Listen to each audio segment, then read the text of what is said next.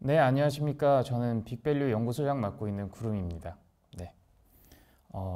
오늘 이렇게 네이버 클라우드 서밋 2022에서 발표를 할 수 있게 해주셔서 굉장히 영광스럽습니다.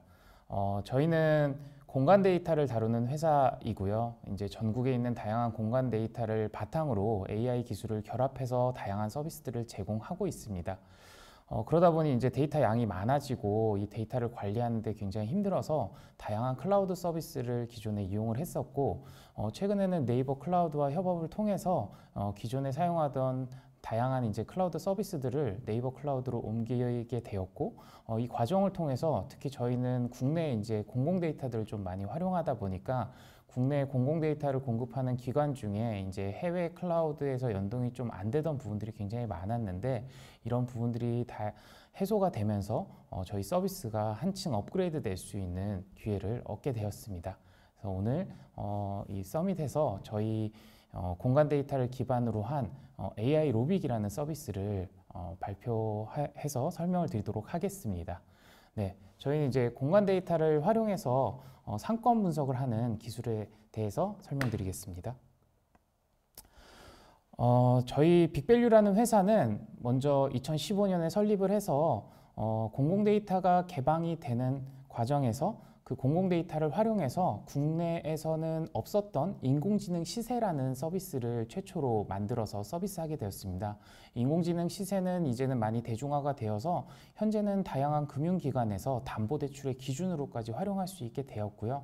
이러한 과정에서 인공지능 시세가 과거와 다르게 다양한 공공 데이터를 결합, 분석해서 시세를 만드는 과정을 겪다 보니 정제의 수준이 굉장히 높아졌습니다.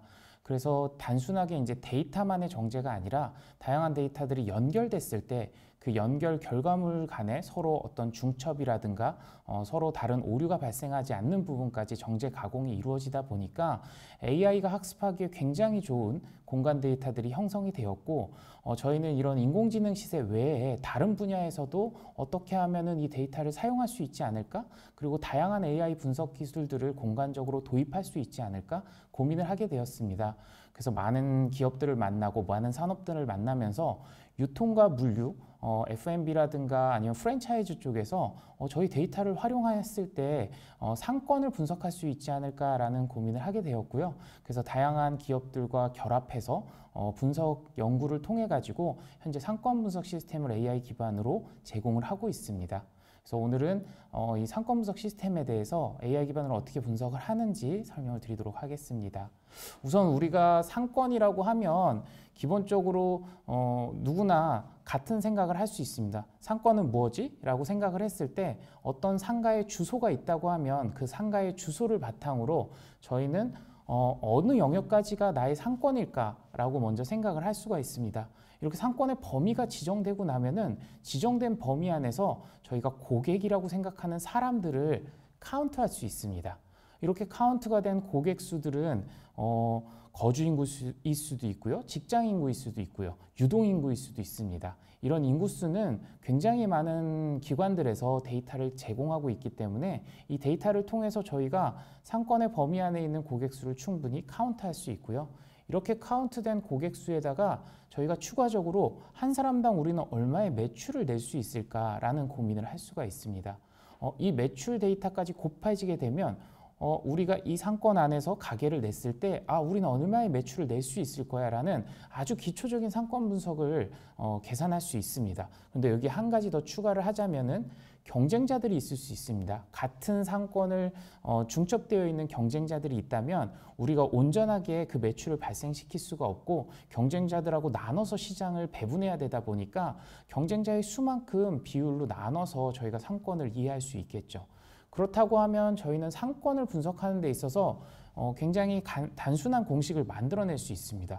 그런데 여기서 문제가 생깁니다. 상권을 단순하게 만드는 데 있어서 조금 생각해야 되는 수치들이 나옵니다. 가령 저희가 상권이 도달하는 범위를 도대체 몇 미터로 정해야 되는가? 굉장히 궁금한 부분입니다. 몇 미터로 정할 수 있지? 그게 다 100미터로 정하면 될까? 뭐 500m로 정하면 될까? 1km로 정하면 될까? 이것도 저희가 상권을 분석하기 전에 결정해야 되는 상황인 거죠. 두 번째는 이렇게 범위가 정해지고 나면 인구수와 같은 데이터들은 생각보다 쉽게 데이터에서 수집을 할 수가 있습니다. 여기서 한 번 더 나가면 그럼 1인당 매출액은 그럼 얼마로 해야 되지? 내가 피자를 판매하고 있으니까 피자 가격이 25,000원이면 그럼 인구수당 25,000원씩 매출이 난다고 추정을 하면 될까? 이런 부분들도 이제 결정을 해야 되는 부분이죠. 여기에 더 추가적으로 경쟁자들하고의 매출 감소율은 몇 %로 해야 되지? 경쟁자가 3명이면 한 절반 정도 깎으면 되나? 이런 것도 결국에는 저희가 이제 물음표라고 표시했던 부분들은 전부 다 어떻게 보면은 누가 결정하고 어떻게 결정하느냐에 따라서 저희가 생각하는 상권의 분석 결과가 엄청나게 달라지는 부분입니다. 그럼 이 하나하나를 어떻게 결정하는 게 좋을까? 좀 더 세분화해서 생각을 해보면 우선 상권의 범위만 하더라도 만약에 저희가 식당을 차려서 상권을 결정한다고 했을 때 만약에 직장에 점심을 판매하는 식당이다 라고 하면은 근처에 있는 직장들의 범주 안에서 저희가 상권을 설정할 수도 있을 겁니다. 그런데 만약에 접근하는 길이 굉장히 복잡하고 경사가 높고 그 다음에 중요한 어떤 집객 시설이 존재한다거나 또는 저희가 배후 상권이라고 해서 뭐 강남역이라든가 이렇게 굉장히 다양한 식당가가 모여있는 상권을 뒤에 두고 있다고 하면 도대체 이거를 단순 반경 범위로 할 수 있을까? 아니면 걷는 길을 중심으로 해야 되나? 또는 커피숍이라고 하면은 식당보다는 좀 더 넓게 볼 수 있겠지만 이것도 범위를 정할 때 차량으로 방문하는 것까지 고려를 해야 되는가? 아니면은 걸어서 가는 것까지 범위를 계산을 해야 되는가라는 부분이 있을 수 있습니다. 근데 만약에 저희가 이제 대형 마트라고 생각을 하게 되면은 당연히 대부분의 사람들은 대형 마트에 한 달에 한 번 정도 장을 보러 오기 때문에 그때 보통 차를 이용하시죠. 걸어서 오는 경우는 적기 때문에. 그렇다면은 앞에서 생각했던 상권하고 좀 달라지는 거는 앞에서는 분명히 저희가 이제 걷는 길을 중심으로 상권을 계산했었는데 마트 같은 경우는 그럼 차량의 이동으로 계산을 해야겠구나라는 생각이 드는 거죠. 그렇다면은 어떤 품목이냐, 어떠한 그 배후지를 갖고 있느냐, 그 다음에 길의 형태가 어떻고 주거 형태가 어떻느냐에 따라서 이 상권의 범위를 결정하는 것들이 굉장히 다양한 변수를 가지게 됩니다. 그래서 단순히 몇 미터다라고 결정할 수 없게 되는 거죠. 하나 더 나가서 만약에 저희가 이제 인구 수라는 것을 저희 배후지의 이제 중요한 데이터로 봤을 때 이 인구에도 굉장히 다양한 유형을 가지게 됩니다. 가령 저희가 거주 인구를 놓고 봤을 때는 연령대의 차이도 있을 수 있고 성별의 차이도 있을 수 있습니다. 직장 인구라고 했을 때는 소득의 차이도 있을 수 있고 업종의 차이도 있을 수 있습니다. 가령 공장인 경우에 또는 업무시설인 경우에 판교와 같은 IT인 경우에 그들의 소비 행태나 소비 규모가 달라지기 때문에 이것을 동일한 인구로 판단하기에 굉장히 어렵고요. 주거 형태에 따라서도 아파트인지 또는 원룸인지 그것이 이제 1인 가구인지 딩크족인지에 따라서 소비 행태가 달라집니다. 그들 한 명의 인구로 판단하기엔 굉장히 어렵습니다.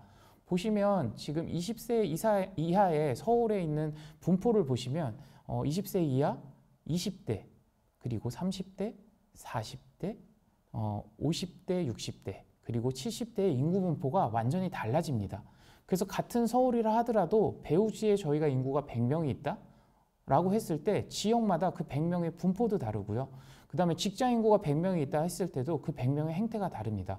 여기에서는 소득 수준이라든가 그들의 뭐 직주 접근성이라든가 그 다음에 어떤 목적으로 거주하고 있는가 이런 것들이 다 포함이 돼서 인구에 대해서도 굉장히 다양한 속성을 가지게 됩니다. 그러면 다시 돌아가서 상권을 결정하기도 굉장히 어렵고 인구도 결정하기 굉장히 어렵습니다. 그 인구에 대해서 도대체 매출액을 얼마로 결정하느냐도 이거를 성별에 따라 다르게 해야 되는지 나이대에 따라 다르게 해야 되는지 굉장히 어려운 결정을 해야 되는 부분입니다. 여기 하나 더 나가서 저희가 더 중요하게 보는 건 이제 경쟁자죠. 가령 예를 들자면은 피자를 저희가 만들려고 합니다. 그래서 이렇게 상계동에 저희가 피자 가게를 여기다 내려고 했어요. 그러면은 경쟁은 어디까지 봐야 될까? 이렇게 봤을 때 전국에 지금 피자 프랜차이즈 브랜드만 해도 240개가 넘습니다.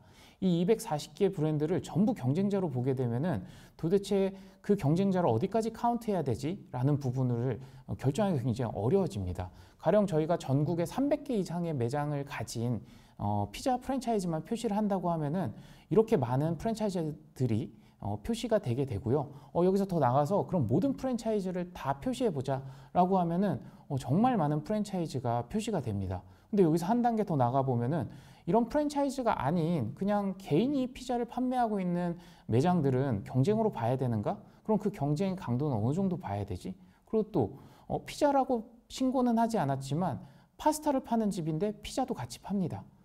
이런 경우에는 이 피자 가게에서 경쟁자로 봐야 될까? 그들 얼마로 봐야 되지? 그럼 이것들을 그냥 단순하게 다 카운트해서 그 카운트 대비 퍼센테이지로 계산해야 되는가? 생각하기 굉장히 어려운 일입니다. 이렇게 세 가지의 요소만 결정되면 기초상권을 분석할 수 있는데도 불구하고 그 세 가지 요소를 한 번만 더 들어가서 생각해 보면 너무나도 복잡하고 그 다음에 브랜드별로 그 다음에 어떤 판매하는 상품에 따라서 너무나 다양한 의사결정을 해야 되는 부분이 있습니다.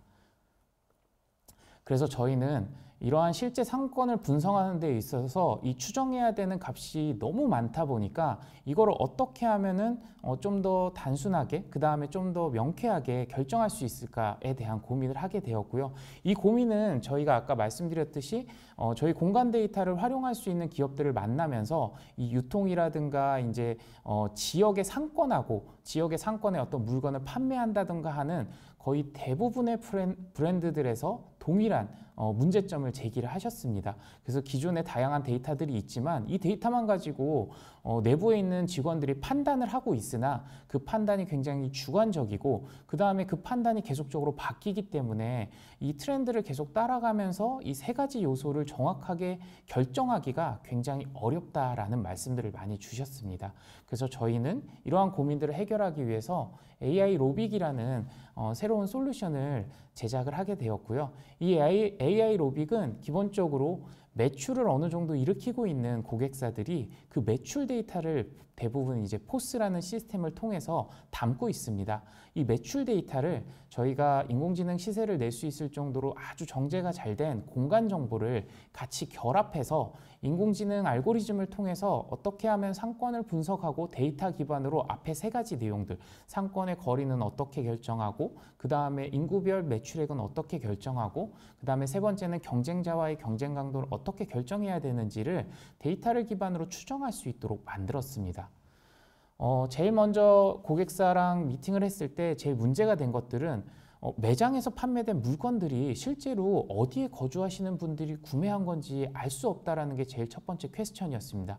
가령 배달이라든가 인테리어라든가 이런 경우에는 또 뭐 가전제품들 같은 경우에는 이제 설치된 주소가 있기 때문에 우리 고객이 어디 거주하고 어디에 사는지 알 수 있어서 이 내부에 있는 데이터만으로 충분히 이 어디까지 우리 가게에 영향이 미치는지 상권의 범위가 어디까지인지 추정할 수 있지만 그렇지 않은 업종이 상당히 많습니다. 식당이라든가 카페라든가 그 다음에 어떤 소매점, 슈퍼 이런 경우에는 실은 찾아오는 고객들이 많지만 그 고객이 실제로 어디 거주하는지 정보를 갖고 있지 않습니다. 그래서 저희는 저희 데이터와 고객 데이터뿐만 아니라 멤버십 데이터, 카드사 데이터들과 결합을 해서 어떤 고객이 해당 매장에서 구매를 했을 때 그 구매한 고객이 어디에 거주하는지 또는 직장을 어디에 두고 있는지 이런 데이터까지 함께 결합을 해서 그 결합된 데이터를 기반으로 분석을 하게 되었습니다. 그래서 이렇게 저희는 공간을 단순하게 거리로 재는 게 아니라 아까 말씀드렸듯이 걷는 길을 중심으로 계산을 하게 되면은 지점 간의 이동이 도로를 통해서 얼마나 이제 가까운지를 다른 공간 해석을 통해서 이제 분석을 하게 되었고요. 그래서 차량으로 이동했을 때의 거리감과 이 걸어서 또는 대중교통을 이용해서의 거리감을 다 다르게 계산을 했습니다.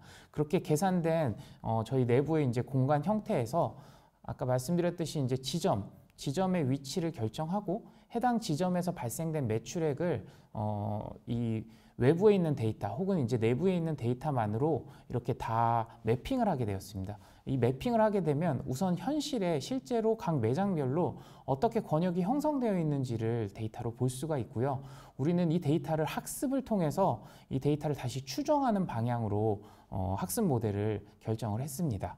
그리고 추가적으로 아까 말씀드렸듯이 이렇게 권역이 형성되고 나면 그 다음에 결정해야 되는 부분은 인구별로, 인구의 형태별로 그들의 거주 형태별, 가령 뭐 자가로 살 수도 있고 전월세로 살 수도 있고 그런 사람들, 그 다음에 이제 원룸에 살 수도 있고 대학가 앞에 살 수도 있고 이런 환경에 따라서 고객들을 다 서로 다른 고객으로 인지하게 만들기 위해서 저희가 이런 뉴럴 네트워크 모델을 통해 가지고 배후지에 있는 인구, 뭐 직장, 그 다음에 유동 인구 이런 것들에 추가적으로 더 많은 데이터를 입혔습니다. 그래서 그 배후지가 이제 공장 형태인지 아니면 업무 시설 형태인지, 그 다음에 거주로 쳤을 때는 대형 단지 아파트인지 아니면 연립다세대 같은 이제 소형 공동주택인지 이런 것들을 다 결합을 하게 되었고요. 경쟁 같은 경우에도 단순하게 이제 나의 매장뿐만 아니라 나와 동일한 브랜드의 매장, 그리고 나와 경쟁력이 좀 강한 매장, 경쟁력이 좀 약한 매장, 이런 매장들을 전부 다 연결을 해서 데이터로 만들었습니다. 그래서 이 데이터를 학습을 하게 되었고요. 이 데이터 학습 과정은 전국에 있는 모든 주소지에서 이 브랜드에 대해서 발생되는 매출액을 학습하는 과정이기 때문에 다양한 경우에서도 굉장히 많이 나옵니다. 가령 A 브랜드에 대해서 학습을 하는 데 있어서 B 브랜드의 경쟁 강도를 학습할 때 어떤 아파트는 B 브랜드가 굉장히 가까이 경쟁을 하고 있는 매장이 있을 수 있고요. 어떤 아파트에서는 동일한 세대수와 동일한 시세를 가진 아파트인데 굉장히 멀리 B 브랜드가 위치해 있을 수 있습니다. 이런 정보들을 하나하나 다 모아서 학습을 하게 되면은 이 형태만으로도 충분히 경쟁 강도를 학습할 수가 있고, 그 다음에 동일한 아파트인데 유일하게 가령 자가와 임대주택 수가 훨씬 더 차이가 난다고 했을 때 거기서 발생하는 매출을 통해서도 저희가 어떤 주거 형태나 주거 시세 이런 것들에서 인구를 단순히 수가 아니라 거기에 추가적으로 매출액을 뭐 좀 더 많이 한다거나 적게 한다거나 하는 것들을 학습하고 추론에 사용할 수 있게 되었습니다. 그래서 저희 고객사 중에 이제 그 소매점인데요. 소매점에서 실제로 저희가 데이터를 연계해서 어디까지 우리 매장을 사용하는가를 분석했을 때 이렇게 빨간색 영역에서 저희 매출의 80%를 일으킨다는 것을 분석을 하게 되었고요. 여기에다가 앞에 학습했던 저희 모델을 이용하면은 추가적인 시뮬레이션이 가능합니다. 지금 현재는 경쟁자가 굉장히 멀리 있는데 만약에 경쟁자가 가까이 온다면 어떻게 될까라는 것을 분석을 할 수가 있고요. 그 다음에 경쟁자들은 브랜드별로 저희가 개별 학습을 했기 때문에 어떤 브랜드가 들어왔을 때 나한테 가장 큰 위협이 될까 이런 거를 동시에 분석을 할 수가 있습니다.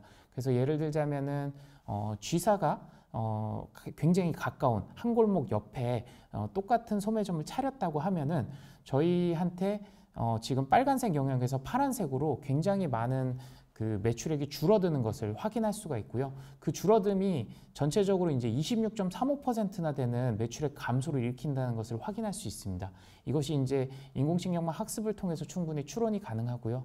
만약에 이사가 들어온다고 하면은 6.9%밖에 감소를 안 합니다. 감소되는 영역이 넓긴 하지만 감소 금액 자체가 굉장히 작기 때문에 어떻게 보면은 G사가 이사보다는 굉장히 우리에게 위협이 되는 브랜드이고 이사가 들어오는 것이 훨씬 더 유리하다라고 볼 수 있고요. 그러면 우리가 이제 점포를 이전하거나 변경하는 데에서도 이런 부분들이 굉장히 중요하게 쓰일 수가 있습니다. 그래서 이제 저희 시스템을 한번 시연으로 보여드리자면은 여기는 이제 전국에 배달업을 하고 있고요. 320개 정도 매장을 지금 소유하고 있습니다. 그래서 이런 매장에서 320개 매장에서 1년 동안 발생했던 다양한 매출액들을 그 배달 주소지별로 다 학습을 해서 그 모델을 가지고 있고요. 그 모델을 통해서 저희 알고리즘으로 시장을 분석한 결과를 이렇게 화면으로 보실 수가 있습니다. 그래서 여기 보시면은 까만 점들이 다 매장이고요. 상세하게 들어가 보면은 이렇게 오른쪽에 매장의 배달 권역이 나오고 그 권역 안에 섹터들이 나눠져 있습니다. 그리고 왼쪽에 보시면은 인구라든가 여러 가지 지표들이 보이고 거기서 이제 성능이 좋은 우수의 지역이라든가 이제 좀 부족한 지역들이 표시가 됩니다. 근데 이게 어떻게 표시가 되냐면은 인공지능에 의해서 순수하게 배우지 정보만으로 지금 왼쪽에 보시면 다양한 정보들이 보이는데 이 배우지 정보만으로 어느 정도 매출이 나올까를 추정하게 되는 겁니다. 이 추정한 결과 대비 실제 포스에서 얼마의 매출이 나왔는지 비교할 수가 있고요. 그럼 보시면은 이렇게 인공지능이 예측한 것과 거의 비슷하게 잘 매출이 나는 아파트라든가 지역이 있는 반면 특정 지역은 이렇게 인공지능이 예측한 것보다 항상 이렇게 부족하게 매출이 나는 경우들이 있습니다. 이런 매장들은 저희 고객사 같은 경우에는 집중적으로 마케팅을 통해서 그 과거에 작년 같은 경우에 이제 매출액을 75%까지 상승한 경험이 있고요. 그리고 저희가 이런 알고리즘이 지금 현재 있는 매장에 대해서만 이런 분석을 할 수 있는 게 아니라 정확하게 보면은 이제 어떤 공간이 주어졌을 때 우리 브랜드가 어떻게 매출을 일으키고 어떻게 관계를 하는지 완벽하게 알고 있기 때문에 점포 개발 과정에서도 이 알고리즘을 사용을 할 수가 있습니다. 그래서 보시면은 이 지역은 전혀 매장이 진출한 적이 없는 지역이고요. 이 지역에서 가맹 권역을 임의로 이렇게 선택을 한 다음에 저희가 실은 이제 가맹 권역을 선택을 하더라도 지금 현재 나와 있는 매물들이 있기 때문에 어떤 상가 매물들의 주소지들을 임의로 이렇게 선택을 해서 이곳과 그 다음에 이제 추가적으로 한두 곳들을 더 선택을 해가지고 어떤 매장에서 저희가 오픈을 했을 때 매출이 적정하게 나올지 이런 것들을 분석을 할 수가 있습니다. 그래서 이렇게 선택해서 분석을 하게 되면 저희 시스템에서 선택한 공간 안에 있는 인구 데이터라든가 뭐 직장 정보라든가 그 다음에 아까 말씀드렸던 도로라든가 여러 가지 상황들을 다 가져와서 2년 동안 시뮬레이션을 해보는 겁니다. 2년 동안 장사를 해봐서 실제로 어느 정도 매출이 나올지, 그리고 어떤 아파트에서 매출이 더 많이 나올지, 그리고 어느 위치에 매장을 내는 게 훨씬 더 유리한지를 바로 판단을 할 수가 있고요. 이것은 이제 앞에와 다르게 점포를 개발하거나 이전하거나 이제 새로운 시장을 볼 때 굉장히 유용하게 쓰입니다. 그래서 지금도 저희 고객사 같은 경우에는 이런 방식으로 새로운 점포를 개설하겠다 하는 고객이 찾아오면은 이렇게 보고서를 바로 1, 2분 안에 만들어서 비교해 드리고 설명해 드리고 이 과정을 통해서 굉장히 빠르게 점포를 개발을 할 수가 있습니다. 이거는 현재 저희가 배달업종뿐만 아니라 최근에는 은행권에서도 이 시스템을 도입을 해서 뭐 새로운 신도시가 만들어졌을 때 점포를 내면은 지점을 내게 되면은 어느 정도 여신이나 수신이 발생하는지 이런 것들을 미리 예측해서 3개년 동안 발생할 수 있는 여수신 금액을 합산해가지고 점포 개발을 할지 진출을 할지 이런 것들을 의사결정하는 데 활용을 하고 있습니다. 그래서 저희가 지금 그 공간 데이터를 가공을 해서 가지고 있는 저희 데이터와 그 다음에 이런 지역에서 실제 매출을 발생시키고 있는 고객사 이 둘의 데이터를 카드사나 이제 멤버십 데이터까지 함께 연결한 다음에 인공지능을 통해서 이 부분에 과거에 어떻게 매출이 발생했는지를 학습하고 이 학습된 결과를 이렇게 이용해서 새로운 추론 모델을 통해서 새로운 전략을 짜거나 점포를 개발하거나 이런 데 이제 적극적으로 활용을 하고 있고요.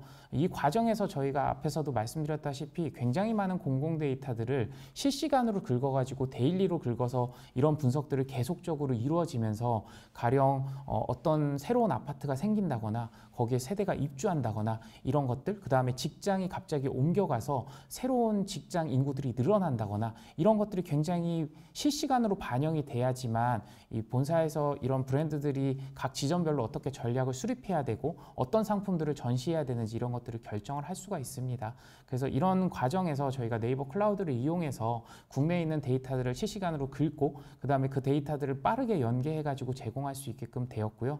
그 다음에 고객사들마다 이제 이 데이터에 대한 보안 이슈라든가 이런 것 때문에 이제 클라우드를 프라이빗하게 운영을 해드리면서 개별 고객사별로 사스 형태지만 클라우드가 씌워진 형태로 제공을 해서 좀 더 안전하게 데이터를 보호하면서 저희 서비스를 이용할 수 있도록 개선이 되었습니다. 그래서 앞으로도 이제 네이버 클라우드와 더 많은 서비스들을 개발하고 그 다음에 더 많은 고객들이 데이터와 인공지능을 활용해서 기존 산업에서 이제 혁신을 일으키는데 저희가 도움이 될 수 있도록 노력하도록 하겠습니다. 네, 이만 발표를 마치겠고요. 들어주셔서 감사합니다.